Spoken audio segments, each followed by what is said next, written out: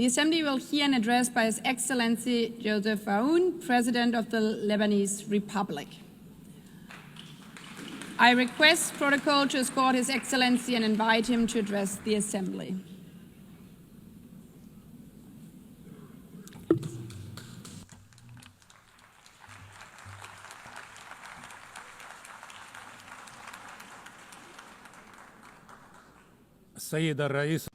Madam President, Mr. Secretary General, fellow colleagues, heads of state and delegation, I stand before you today to talk about peace, development, and human rights.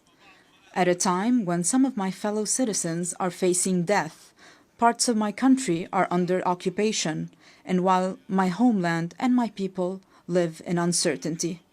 This situation takes me back some 77 years ago to the drafting committee of the Universal Declaration of Human Rights in 1948.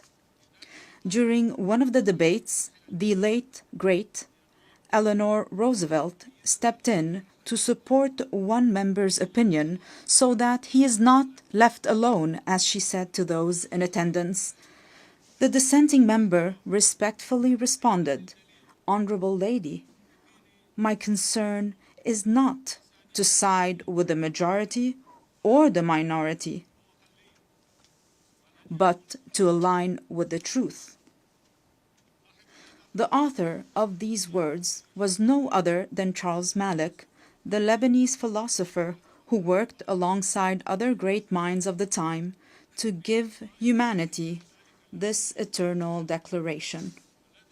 He was also granted the honor of presiding over this august assembly from 1958 to 1959 to represent my country, Lebanon. Madam President, Mr. Secretary General, colleagues, ladies and gentlemen, I recall this incident today, first, to express my profound sense of pride and my heightened sense of responsibility as I stand before you today for the first time in my capacity as President of Lebanon on the 80th anniversary of this great organization.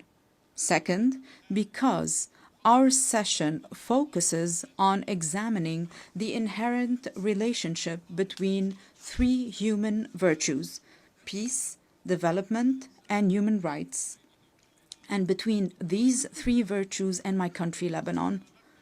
The Lebanese experience, alongside lessons from our region and the world, have shown that there can be no development without peace, for growth cannot take place within chaos, and prosperity cannot be achieved amid conflicts and wars. Peace is the only foundation for development. Experience has taught us that just as there is no development without peace, there can be no peace without justice, and no justice without human rights, particularly the right to live in dignity. Without dignity, peace becomes an illusion, and the only growth will be in poverty, underdevelopment, violence, and bloodshed. Since the establishment of this great organization, its charter stipulated the need to save succeeding generations from the scourge of war, to live together in peace with one another as good neighbors, and to employ international machinery for the promotion of the economic and social advancement of all peoples. These noble principles remained on paper for 80 years, as the blood of our people was spilled on the ground. The reasons might be numerous.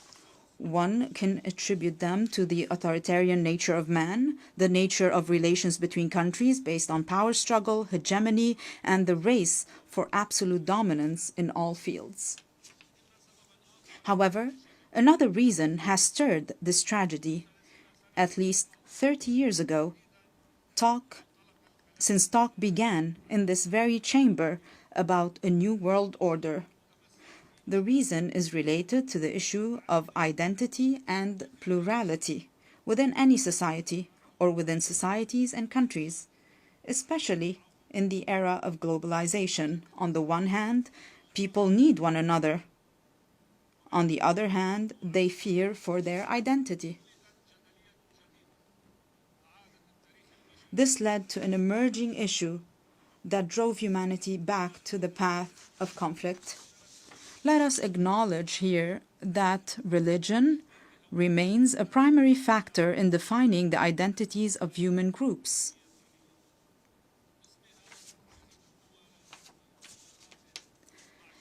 In the name of religion, countries are at war with one another. In the name of religion, many countries have imploded from within. Furthermore, religion continues to shape the world in profound ways. While Islamophobia and xenophobia grow in the West, the East is still haunted by the memory of colonialism and the remnants of old religious wars. Despite remarkable scientific progress, the world finds itself trapped in a bygone era. Madam President, Mr. Secretary General, colleagues, at the heart of this dilemma, Lebanon plays a unique role. This is its raison d'etre. This is the significance of Lebanon and its message to the world. Amid the global clash over religious identities, Lebanon stands out as a nation where Christians and Muslims coexist as equals under a constitution that guarantees equitable representation to both communities in the Parliament and the Council of Ministers, with full citizenship for all individuals. This model is open for progress. This model was criticized by some. However, it offers a unique, evolving approach, as the late Pope John Paul II observed. Lebanon is more than a country. It is a message of freedom and plurality for the East and the West.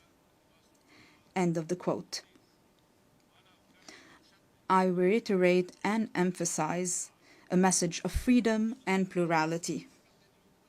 In a region where people are killed or kill over their religious belief, or even for displaying a symbol of faith. In a weary world torn between those who want to impose religious attire and others intent on banning it, Lebanon offers a unique, unmatched, and irreplaceable model. A model that deserves to live, that must exist for the region and for the world. A model that allowed me, as an Arab Lebanese, to serve as the only Christian head of state from East Asia to the coast of Europe. My country, Lebanon, the land of human secularism with profound faith, without any imposition or prohibition of any kind. A model that requires all those who are committed to a better future for humanity to ask the following two questions. First, why would there be an international and UN obligation to preserve Lebanon? And second, how can we achieve this goal? First, indeed, there is a human obligation to preserve Lebanon. If this model falls, this model of coexistence between two different religious communities that are completely equal, where else around the world can we replicate this experience? If Christians were to disappear from Lebanon, this equation, this delicate balance will fall, and with it, justice. If the Muslim community in Lebanon no longer exists, this balance will also fall. And this will also undermine justice. The fall of Lebanon, precipitated by the loss of any of its integral components, would foster the rise of extremism, violence, and bloodshed both in our region and in the world. It is clear to me today that many of the underlying causes of the war on Lebanon, as well as the deeper, more insidious motivations behind it, have been aimed at dismantling Lebanon's unique model. These actions serve to justify an Orient fractured by conflicting identities and perpetual ethnic rivalries, destined to remain in a state of ongoing conflict. While certain may benefit from this situation, however, it is ultimately in the interest of the world and humanity to strive for international peace. Hence, the success of the Lebanese experience will set a benchmark for any country. This model today is a vibrant, steadfast, and energetic country determined to live, resolutely refusing to succumb to adversity. What it takes to save it?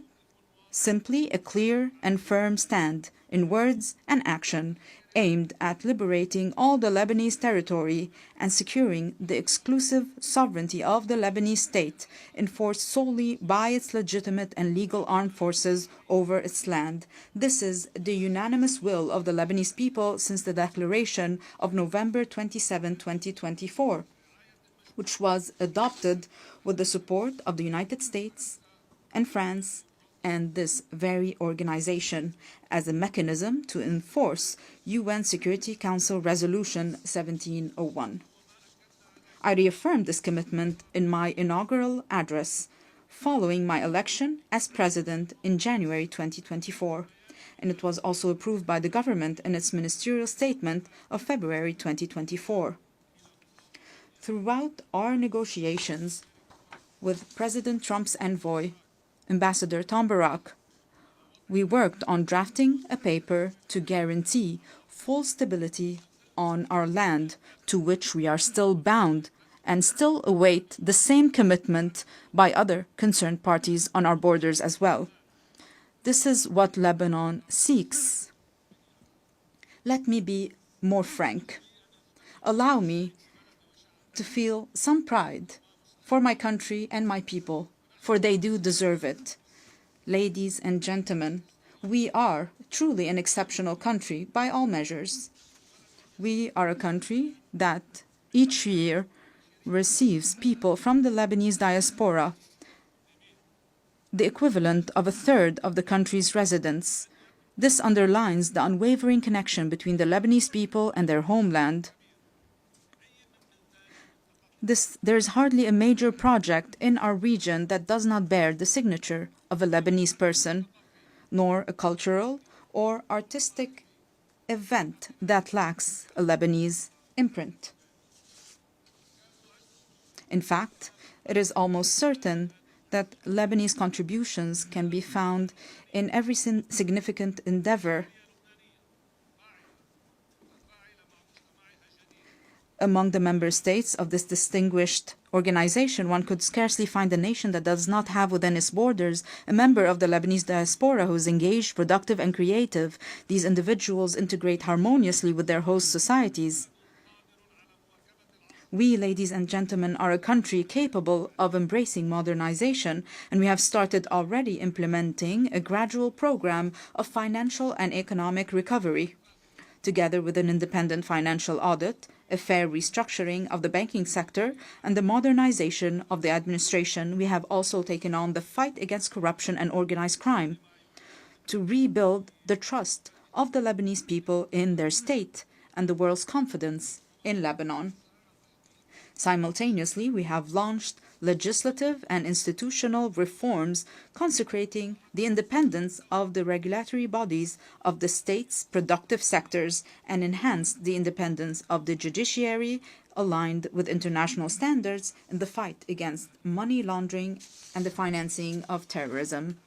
Our government has also recently joined the United Nations Convention on Biological Diversity, in line with our history of commitment to the principles of international legitimacy. We are also set on advancing public freedom, combating hate speech, and empowering young men and women in the decision-making process. We can only be prosperous if all our citizens live in dignity. Ladies and gentlemen, our country is dedicated to investing in quality education, and we are expanding today this investment to encompass a knowledge economy. Lebanon is also an essential crossroad for global trade corridors.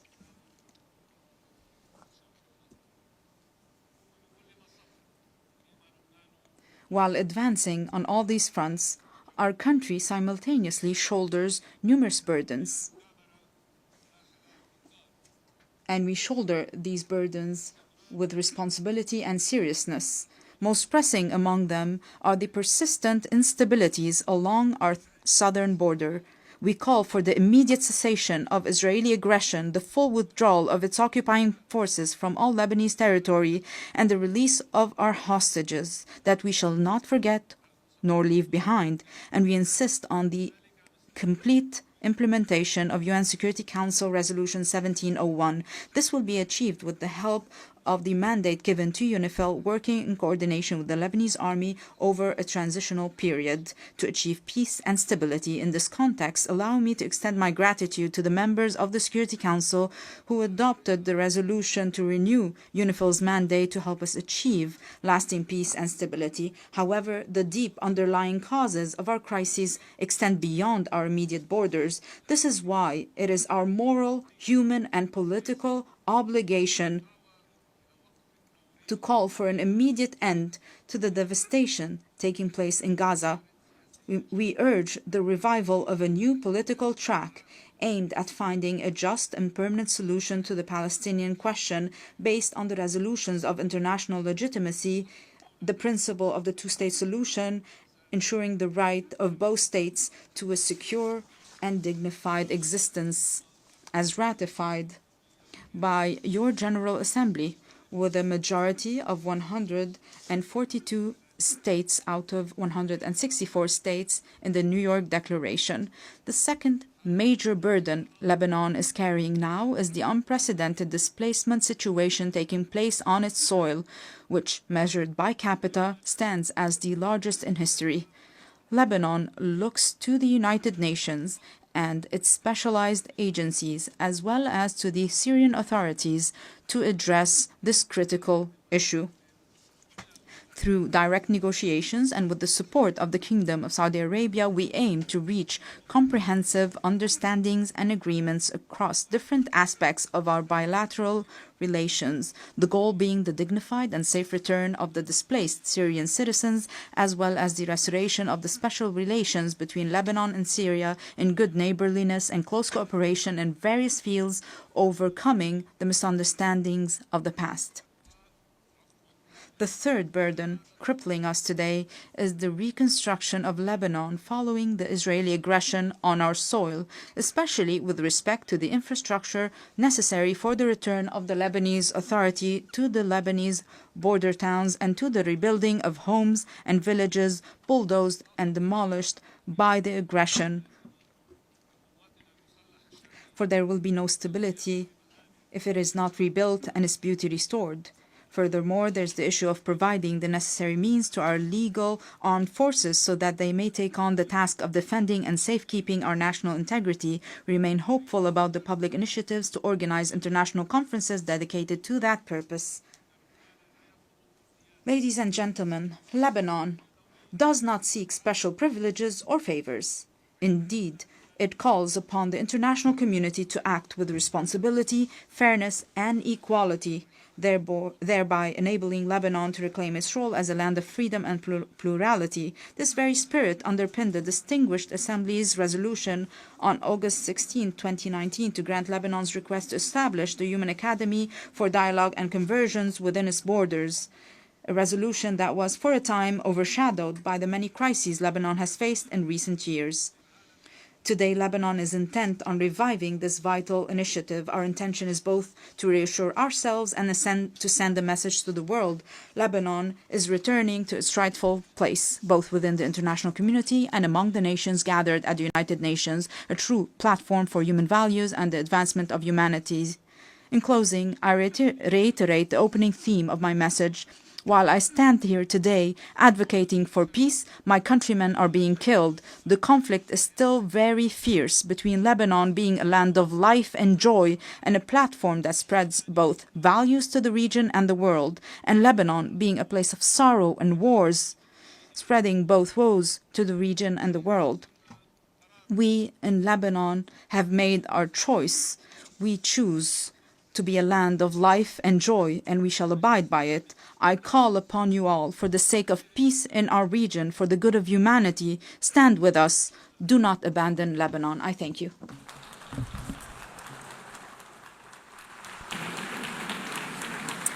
On behalf of the Assembly, I wish to thank the President of the Lebanese Republic. The Assembly will hear an address by His Excellency Emmanuel Macron.